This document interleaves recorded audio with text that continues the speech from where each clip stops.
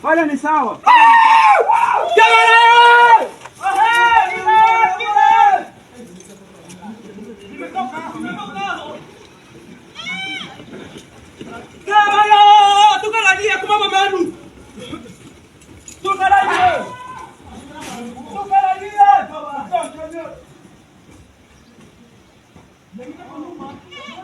Masisi, une attaque de l'AFC M23 repoussée par les Wazalendo près de Bukombo. La circulation routière entre Masisi Centre et Nyabiondo, dans le territoire de Masisi au Nord Kivu, a été perturbée dimanche 8 juin suite aux affrontements entre les rebelles de l'AFC/M23 et les Wazalendo du groupe armé APCLS/Alliance des Patriotes pour un Congo libre et souverain du général autoproclamé Janvier Karairi. Plusieurs sources dans la région indiquent que les rebelles de l'AFC M23 ont initié une attaque contre la position des Wazalendo sur la colline stratégique de Kikonda, près du village de Bukombo. Les Wazalendo ont repoussé l'attaque jusque dans le village de Bukombo entre Nyabiondo et Masisi Centre, perturbant ainsi la communication routière entre ces deux agglomérations. Nos sources dans la région affirment que les Wazalendo ont brièvement occupé le village de Bukombo jusque tard dans la soirée de dimanche. Ce lundi, une psychose règne toujours dans la zone car la situation reste imprévisible, confiant des sources indépendantes locales. Walikal, le village Mulema incendié par les rebelles de l'AFC M23 après des affrontements contre les Wazalendo.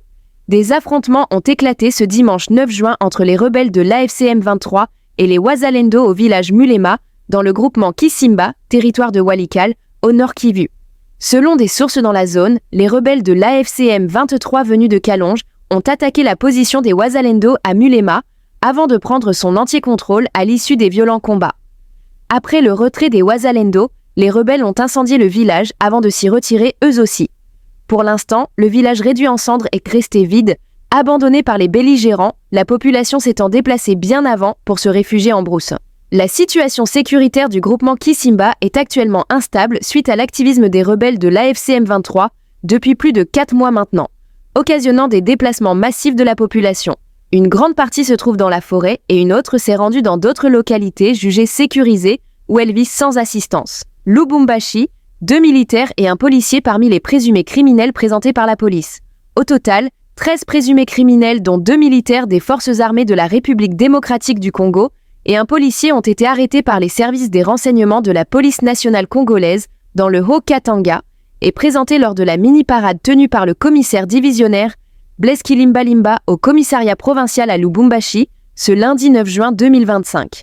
À peine une semaine après le début de sa mission à la tête de la police provinciale dans le Haut-Katanga, le général Blaise Kilimbalimba a révélé que ces éléments de la police et de l'armée, censés assurer la sécurité, ont été pris en flagrant délit d'abus de pouvoir. Ces agents détournaient leur mission de patrouille pour se livrer à des actes de tracasserie contre la population. Voilà que ces gens ont été appréhendés en flagrant délit en train de transformer la mission des patrouilles en une mission des tracasseries. Ils sont appréhendés et vont être immédiatement déférés à la justice militaire pour violation des consignes, a déclaré à la presse le commissaire divisionnaire. Selon lui, cette opération a été rendue possible grâce aux cris d'alerte de la population et à la collaboration des autorités locales. Nous sommes à la première semaine de notre prestation et suivant les cris de la population et plusieurs informations concordantes, nous avons eu à identifier les types de crimes et les menaces pour la province du Haut-Katanga. Grâce à cette population et aux autorités politico-administratives qui nous ont soufflé à l'oreille que parfois c'est l'œuvre des hommes en uniforme, a-t-il regretté. Pour le patron de la police au Haut-Katanga, plus aucune tolérance ne sera accordée aux policiers ou aux militaires qui abusent de leur position. Une occasion pour le général Blaise Kilimbalimba de mettre en garde ceux qui vont à l'encontre de leurs tâches. Je profite de cette occasion pour appeler aux policiers et militaires de la garnison et ceux de la province de s'empêcher de poser les actes hors la loi et de suivre attentivement et surveiller les activités criminelles jusqu'à les mettre en déroute. C'est ça notre travail, a-t-il rappelé. Par ailleurs, le général Blaise Kilimbalimba a également profité de cette mini-parade pour donner des instructions fermes au commandement routier sur le respect du code de la route et pour rappeler les mesures concernant les motos, souvent impliqués dans les actes d'insécurité. Nos hommes ont été instruits pour veiller à l'application stricte de cette mesure, a-t-il prévenu, faisant référence à l'arrêté du maire de Lubumbashi interdisant la circulation de motos de transport pendant la nuit. Il est à noter que le commandant de la police dans le Haut-Katanga a appelé la population de Lubumbashi à une discipline collective pour restaurer l'autorité de l'État dans le cadre de l'assainissement de la capitale du Haut-Katanga.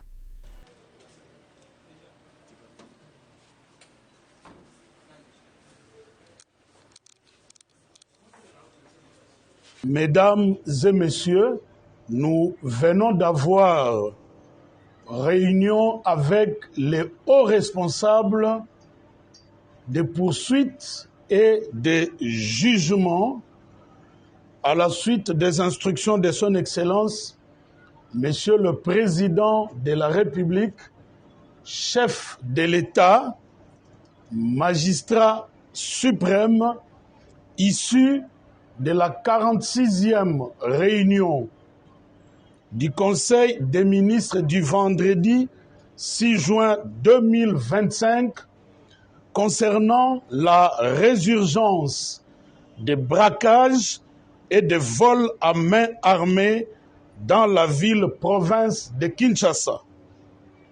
Nous leur avons transmis en détail les instructions suivantes. Durcissement de poursuites, car la force doit demeurer à la loi. Organisation des audiences foraines et publiques. Transfèrement des condamnés dans les prisons en dehors de la ville-province de Kinshasa. C'est-à-dire que les magistrats vont faire leur travail en toute indépendance et le ministère de la Justice fera aussi le sien. C'est l'occasion pour nous d'appeler chaque citoyen de la ville de Kinshasa à la vigilance accrue et à dénoncer tout mouvement suspect au sous-commissariat, au commissariat ou au parquet les plus proches. À ceux qui s'adonnent à ces actes de grande criminalité, nous leur demandons de cesser immédiatement et de se souvenir qu'ils sont pères de famille, époux ou épouses, ou tout simplement, ils ont des familles qui voudraient les voir en liberté. Car autant ils sont sans état d'âme dans leur comportement, autant la justice sera sévère et sans état d'âme. La ville-province de Kinshasa ne deviendra pas une ville de gangs. Tenez ceci pour dit.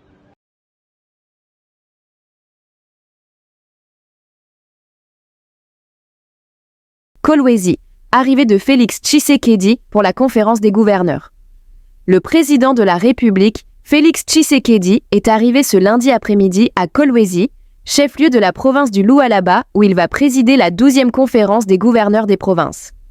À sa descente d'avion, il a été accueilli par des délégations, composées notamment des membres du gouvernement central, de gouverneurs venus des diverses provinces et des cadres de l'Union sacrée, coalition au pouvoir. Les activités sont partiellement paralysées dans la ville de Kolwezi depuis la matinée, les habitants ayant été appelés à accueillir Félix Tshisekedi.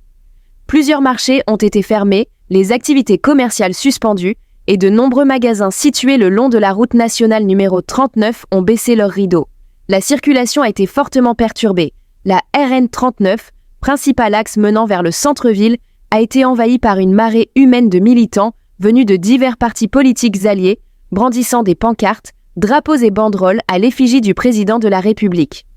La 12e conférence des gouverneurs doit réunir les chefs des exécutifs provinciaux autour de grandes thématiques liées à la gouvernance, la décentralisation, la sécurité, ainsi que la gestion des ressources naturelles.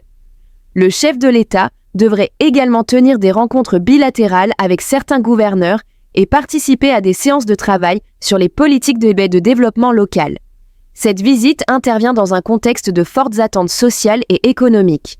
Kolwezi, cœur du secteur minier national grâce à ses vastes gisements de cuivre et de cobalt, reste au centre des priorités gouvernementales pour une meilleure redistribution des richesses et l'amélioration des conditions de vie des populations locales.